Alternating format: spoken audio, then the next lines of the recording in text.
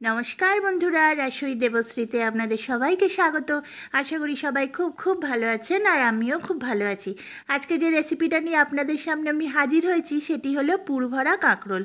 আমরা প্রায়শই পটলের পুরভরা খেয়ে থাকি, কিন্তু কাঁকরোলের পুরভরা কেমন হয় সেটি আজকের আপনাদের সামনে আমি করে দেখাতে চলেছি। তার জন্য কাঁকরোলটাকে ভালো করে ছাড়িয়ে নিয়েছি, নিয়ে এটাকে মাঝখান দিয়ে হাফ করে কেটে নেব, আর আলুটা দিয়ে একটু সেদ্ধ করে নেব। আর এদিকে পুরটা রেডি করার জন্য আমি একটা পেঁয়াজ এরকম ছোটো ছোটো করে টুকরো করে কেটে নিয়েছি, আর রসুনটা কুচি করে নিয়েছি, আদা জিরে বাটা, ধনে গুঁড়ো, পরিমাণ মতো নুন, হলুদ, লঙ্কার গুঁড়ো, আর কয়েকটা কাঁচা লঙ্কা কুচি নিয়েছি, আর একটু গরম মশলা। আর এদিকে আমি চিংড়িগুলোকে একদম ছোটো ছোটো টুকরো করে কেটে নিয়েছি, এটাকে একটু নুন হলুদ মাখিয়ে রেখে দেবো। আর কয়েকটা কিশমিশ জলে ভিজতে দিয়ে দিয়েছি, একটু মুখে কিশমিশ পড়লে বেশ ভালো লাগে খেতে। দেখুন এরকম হাফ হাফ করে আমি কাঁকরোলগুলো কেটে নিয়েছি। এরপরে আমি কড়াইয়ে একটু জল দিয়ে দেব।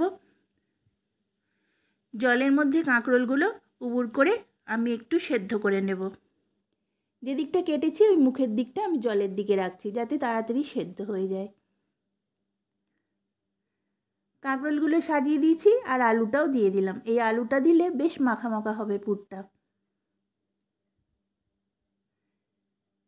দিয়ে এর মধ্যে একটু নুন দিয়ে দিলাম। আর এদিকে তরকারির জন্য আমি মশলাটা রেডি করে নিয়েছি। একটা গোটা পেঁয়াজ নিয়েছি, কাঁচা লঙ্কা, টমেটো, পরিমাণ মতো নুন, হলুদ, ধনে গুঁড়ো, লঙ্কার গুঁড়ো, আর কয়েক কোয়া রসুন। এই পেঁয়াজ, টমেটো, রসুন, কাঁচা লঙ্কার একটা পেস্ট বানিয়ে নেব। এদিকে কাঁকরোলটা আমি ঢাকা দিয়ে 2-3 মিনিট একটু রেখে দিচ্ছি হাই ফ্লেমে, তারপরে সিমে করে আমি 5 মিনিটের জন্য এরকম ভাপিয়ে নিয়েছি। দেখি কাঁকরোলগুলো আমার সেদ্ধ হয়েছে কি না। হ্যাঁ, কাঁকরোলগুলো আমার সেদ্ধ হয়ে গেছে, আলুটাও সেদ্ধ হয়ে গেছে। এরপরে নামিয়ে রেখে দিলাম। তারপরে চামচের পিছন দিয়ে এই পোর্শনটা আমি তুলে নেব। দেখুন ভিতরের কাঁকরোলের দানাটা আমি তুলে নিয়েছি, আর এদিকে পেঁয়াজ, রসুন, কাঁচা লঙ্কার পেস্টটাও রেডি হয়ে গেছে। এরপরে কড়াইয়ে তেল গরম করে তাতে আগে কুচিয়ে রাখা পেঁয়াজটা ভেজে নিলাম। পেঁয়াজটা একটু ভাজা ভাজা হয়ে গেলে চিংড়িটা দিয়ে দিলাম। এদিকে ততক্ষণ পুরটা আলুর সঙ্গে মেখে নিচ্ছি। ভালো করে হাত দিয়ে মেখে নেব, দানাগুলো যাতে একদম স্ম্যাশড হয়ে যায়। আর এদিকে বাকি মশলাগুলোও দিয়ে দিলাম, দিয়ে একটু নাড়াচাড়া করে নিচ্ছি। নাড়াচাড়া করে এই যে আলু দিয়ে আমি কাঁকরোলের দানাটা মেখেছিলাম সেটাও দিয়ে দিলাম। তারপরে নামিয়ে একটু ঠান্ডা করে নিচ্ছি, এর মধ্যে কিশমিশগুলোও দিয়ে দিলাম।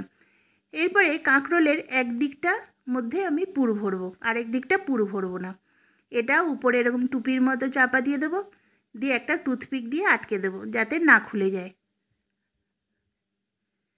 এরমভাবে সবকটা কাঁকরোল আমি পুর ভরে রেডি করে নিলাম। এরপরে কড়াইয়ে তেল দিয়ে দিলাম। তেলটা গরম করে তাতে কাঁকরোলগুলো দুটো দুটো করে ভেজে নেব। একসঙ্গে বেশি দিলে নাড়াচাড়া করতে অসুবিধা হবে, খুলে যেতে পারে, তাই দুটো দুটো করে আমি ভেজে নিচ্ছি। একদিকটা ভাজা হয়ে গেছে, আরেক দিকটাও লাল লাল করে এরকম সবকটা কাঁকরোল আমি ভেজে নিলাম। এরপরে ওই তেলের মধ্যে পেঁয়াজ, রসুন, কাঁচা লঙ্কা, টমেটোর পেস্টটা দিয়ে দিলাম। টমেটো, কাঁচা লঙ্কাগুলো একটু পেস্ট করে নিলাম, আর একটু আদা জিরে বাটাও দিয়ে দিলাম। তাতে কি হবে, ঝোলটা বেশ ঘন ঘন হবে। এরপরে সমস্ত ড্রাই স্পাইসেসগুলোও দিয়ে দিলাম, দিয়ে একটু নাড়াচাড়া করে প্লেট ধোয়া মশলার একটু জল দিয়ে মশলাটাকে আমি 2-3 মিনিটের জন্য একটু কষতে দিয়ে দেবো। 2-3 মিনিটের জন্য কষতে দিয়ে দিলাম। দেখুন আমার তেল ছেড়ে গেছে, মশলাটাও খুব সুন্দরভাবে কষে গেছে। তারপরে আমি অল্প, যতটুকু না হলে নয় সেটুকুনি আমি গরম জল অ্যাড করলাম, দিয়ে ভালো করে ঝোলটাকে একটু ফুটিয়ে নেব। খুব বেশি ঝোল রাখবো না, এটা মাখা মাখাই হয়, তাই জন্যে জলের পরিমাণটা একটু অল্প ধরলাম। দিয়ে ঢাকা দিয়ে মিনিট 5-7 জন্য একটু সিমে করে ফুটতে দিয়ে দিলাম।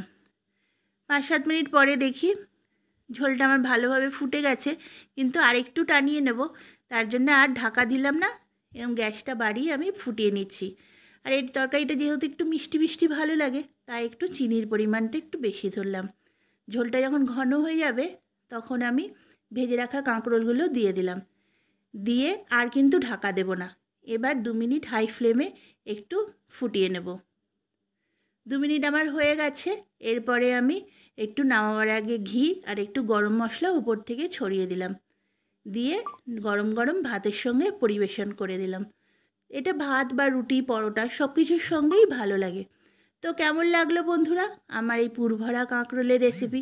যদি ভালো লেগে থাকে আমার চ্যানেলে যারা নতুন দর্শক তারা অবশ্যই সাবস্ক্রাইব করে দেবেন।